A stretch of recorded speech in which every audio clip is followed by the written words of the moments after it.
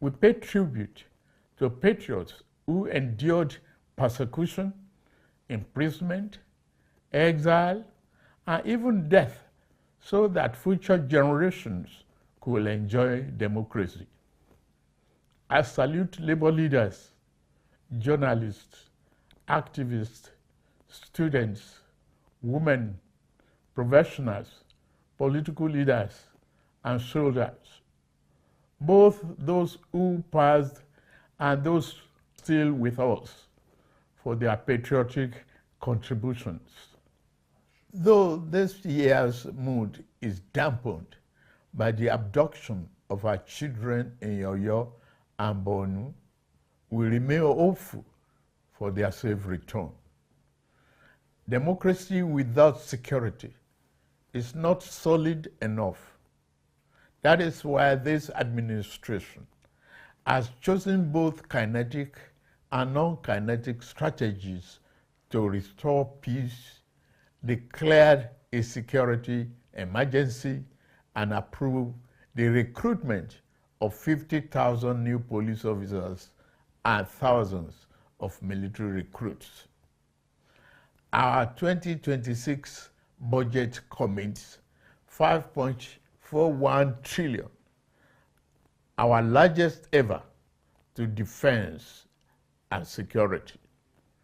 We have moved from training with our allies to precision targeting. In Arege, we degraded ISWAP and command centers. Terror-related deaths are down by 81% since 2015. Over 13,000 terrorists have been neutralized in the past year. But we also keep the door of surrender open.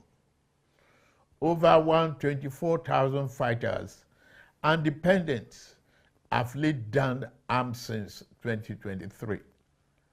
Through Operation Safe Corridor, we turn our former enemies into citizens because every life saved is a victory for democracy. To bandits, kidnappers, and sponsors of terror, surrender or face the full force of the Nigerian state. These windows of surrender will not remain open forever. No mercy will be shown to those who trade in blood of Nigerians.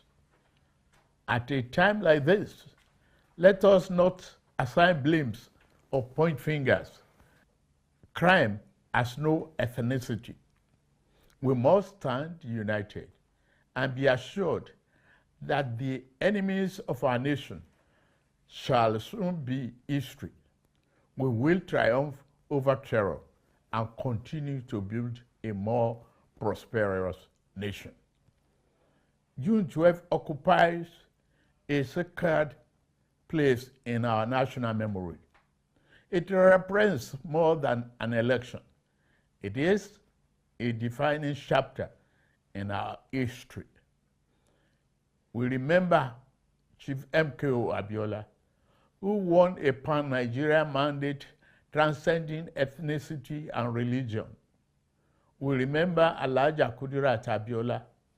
We also remember Chief Ganifa Emi, Chief Bola Ige, Chief Alfred Rwani, and Pa Abraham Adesoya, Chief Anthony Enahoro, Alhaji Balarabe Musa, Commodore Dan Suleiman, Beko Ransom Kuti, Franco Kori, Arthur Nwanko, Chima Obani, Shehu Musa Yar'Adua, and the many other heroes and heroines of democracy whose sacrifices helped secure the freedom we enjoy today. As beneficiaries of their struggle, we have a duty to strengthen and deepen the democratic institutions for which they fought. The greatest tribute we can pay is to build a Nigeria where freedom is protected, justice is upheld, opportunity is expanded, and government is accountable. June 12 1993, revealed the possibility of a true Nigerian nation. The heroes of June 12 secured political freedom. Our challenge is to secure economic freedom. Democracy must be felt in the quality of people's lives, in opportunities for youth, in prosperous farmers, successful entrepreneurs, and the dignity of our workers. The reforms we are undertaking were not chosen for ease, but for necessity. 3 years ago, our public finances were under severe strain. Investment was discouraged, and economic uncertainty threatened our future. We chose to act, embracing reforms to advance Nigerians' economic freedom. Since 2023, our reforms have restored stability and credibility to economic management.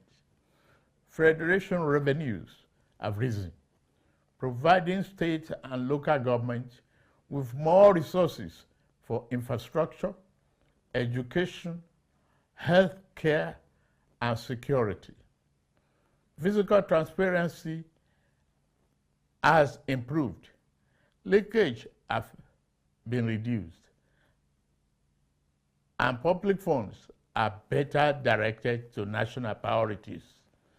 Investors' confidence has returned, with investment in agriculture, energy, manufacturing, technology, mining, transportation, and the creative industries growing. Domestic refinery capacity has increased, strengthening energy security and reducing our reliance on imported petroleum products. By 2023, when we came on board, the electricity sector was characterized by chronic generation shortfalls and unreliable gas supply and transmission infrastructure, so fragile that they could not evacuate available power. Distribution companies were burdened by massive losses and a metering deficit of over 4 million. Worst of all, the value chain was drowning in legacy debt. The result was a sector that generated less than 13,500 megawatts installed capacity, a sector that transmitted less than it generated, distributed less than it transmitted, and collected revenue far below what it needed to sustain itself. To address the problem besetting the sector, I signed the Electricity Act, which grants state authority to generate, transmit, and distribute power. The Presidential Power Sector Task Force is working hard to reduce the metering deficit. It has also been authorized to raise 4 trillion bond to settle verified legacy debts. Rural Electrification Agency, supported by the World Bank and the African Development Bank, has deployed off-grid and mini-grid power to underserved communities, universities, markets, and hospitals. Electricity is a democratic dividend we owe every Nigerian. We intend to deliver it. Across the country, infrastructure projects are connecting producers to markets and creating opportunities for the enterprise and employment. The National Agricultural Development Fund is deploying 10,000 tractors over 5 years. Over 1,000 SME have been certified for export. Non-export grew by 21% last year. Yet, many Nigerians still face economic hardship. We remain focused on reducing inflation, expanding food production, creating jobs, improving living standards, rebuilding confidence in our economy, and creating conditions for sustainable prosperity. We are moving from uncertainty to stability. The next phase is about accelerating growth and ensuring the benefits are felt in every home, every community, and every region. We believe that democracy must be felt in the pocket, recognizing that democracy is undermined when people do not feel its impact. My administration has sought financial autonomy for our 774 local councils. A fundamental challenge to our nation's advancement has been ineffective local government administration. The insecurity we are addressing is partly due to the collapse of grassroots governance. The renewed hope agenda is about ensuring that all Nigerians benefit from governance. Every generation has a defining responsibility. The generation of our founding fathers secured independence. The generation of June 12 secured democracy. Our generation must secure prosperity. Let us move forward together, rejecting division, cynicism, and despair, embracing unity, hope, and confidence. Let us build a Nigeria united by a common purpose, strengthened by diversity, where justice is accessible, liberty is secure, and opportunity is abundant. Among the architects of modern democratic Nigeria, we honor General Shehu Musa Yar'Adua for his vision of national partnership. In recognition of his contributions, the federal government has approved the refertilization and renaming of the completed Institute of Petroleum Studies, Kaduna, as the General Musa Yar'Adua University of Geological Sciences and Engineering Technology. I'm also pleased to announce the national awards to the following Nigerians who suffered persecution, endured indignity, exile, incarceration, and at times solitary confinement, so that we have democracy today. Barrister Ayoka Lawani, Tunde Fagbele, Oladele Alake, Olatunji Bello, Louis Odion, Segun Babatope, Sam Omoseye, Sir Ademola Oshinubi, Bola Bolawole, Ladeboni Ola, Femi Kusa, Debo Adeniran, Chief Ayo Padokun, Chief Raf Obiora, Ose Osayoje, Barrister Osa Director, Professor Sylvester Odion Akai, Dr. Nwanko Posthumous, Dr. Osage Obayiwana, Joe Oke Odumake, Barrister Titus Mann, Joe Igbokwe, Richard Akeola,